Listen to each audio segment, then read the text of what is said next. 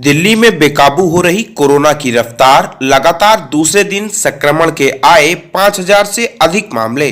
दिल्ली में बुधवार को कोरोना वायरस संक्रमण के 5,506 नए मामले सामने आए, जो इस साल के दिन की सर्वाधिक संख्या है। स्वास्थ्य विभाग के अनुसार नए मामलों में साथ ही संक्रमण के कुल मामले बढ़कर 6,90,568 हो गए। सचिन वाजे के पत्र पर बेटियों की कसम खाकर बोले मंत्री अनिल परब, मैंने ऐसा कोई काम नहीं किया। उन्होंने कहा, मैं शिवसेना प्रमुख बाला साहब ठाकरे का कार्यकर्ता हूं, उनकी सोच से पला बड़ा हूं। मेरी 2 बेटियां हैं जिनको मैं बहुत चाहता हूं। इन दोनों की कसम खाकर कहता हूं, मैंने ऐसा कोई काम नहीं किया। ममता बनर्जी को चुनाव आयोग का नोटिस, धर्म के आधार पर वोट मांगने का है आरोप। पश्चिम बंगाल की मुख्यमंत्री और तृणमूल कांग्रेस की नेता ममता बनर्जी को चुनाव आयोग ने हुगली में चुनावी रैली पे दौरान कथित तौर पर सांप्रदायिक आधार पर मतदाताओं से अपील करने के लिए बुधवार को एक नोटिस जारी कर 48 घंटे के भीतर जवाब देने को कहा। प्रतापगढ़, उत्तर प्रदेश में प्रतापगढ़ जिले की रानीगंज सीट से भारतीय जनता पार्टी के विधायक धीरज ओझा ने पुलिस अधीक्षक पर मारपीट का आरोप लगाया। ओझा ने आरोप लगाया कि प्रशासन दबंग लोगों के साथ मिलकर उनके खिलाफ साजिश कर रहा है। अपने साथ हुई कथित हरकत का विरोध जताते हुए बुधवार को वह जिलाधिकारी आवास के सामने लेट गए।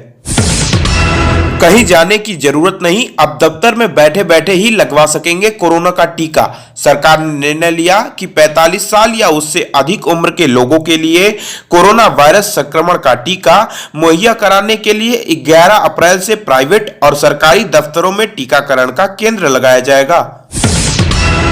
किसानों के लिए खुशखबरी, आरबीआई ने दी गोदाम में रखी फसल के बदले 75 लाख रुपए तक का कर्ज लेने की सुविधा। अब कोई भी किसान गोदामों में रखी अपनी फसल के एवज में 75 लाख रुपए तक बैंक से कर्ज ले सकेगा। गर्मी में सस्ते एसी उपलब्ध कराने के लिए सरकार ने उठाया कदम, एयर कंडीशनर व एलईडी के लिए पीएलआई स्कीम को दी मंजूरी। अनुमान है कि पीएलआई योजना से अगले वर्ष के दौरान 7,920 करोड़ रुपए का वृद्धिमान निवेश होगा। 1,68,000 करोड़ रुपए का वृद्धिशील उत्पादन होगा। देश भर में लॉकडाउन के बीच आरबीआई ने ईएमआई पर छूट देने से किया इनकार। कहा, वर्तमान में लोन मोराटोरियम की आवश्यकता नहीं। कोरोना वायरस संक्रमण की दूसरी लहर को फैलने से रोकने के लिए पूरे महाराष्ट्र में लॉकडाउन है और राष्ट्रीय राजधानी सहित स्थानीय और नाइट कर्फ्यू देश के कई हिस्सों में लागू है।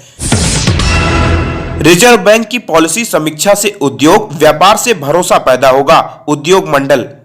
रिजर्व बैंक ने आज लॉकडाउन के कारण विदेशी बाजारों से लिए गए वाणिज्यिक कर्ज ईसीबी का उपयोग नहीं करने वाली कंपनियों को राहत दिया। केंद्रीय बैंकों ने बुधवार को कहा कि बिना उपयोग वाली 1 मार्च 2020 से पहले ईसीबी के जरिए जुटाई गई राशि देश के बैंकों में मियादी जमा के रूप में 1 मार्च 2022 तक रखी जा सकती हैं।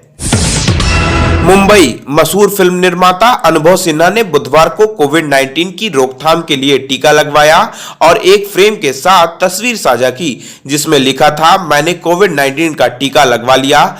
55 वर्षीय फिल्म निर्माता ने इंस्टाग्राम पर तस्वीर साझा कर कहा कि धन्यवाद नानावती अस्पताल। नमस्कार दोस्तों, केशियन हेडलाइंस सच का आईना में देखिए राजनीति, मनोरंजन, बिजनेस, खेलकूद, धर्म और देश दुनिया की प्रमुख खबरें। केशियन हेडलाइंस पर हमारे चैनल को लगातार देखने के लिए सब्सक्राइब करें, बेल आइकन दबाकर अप्रूव करें।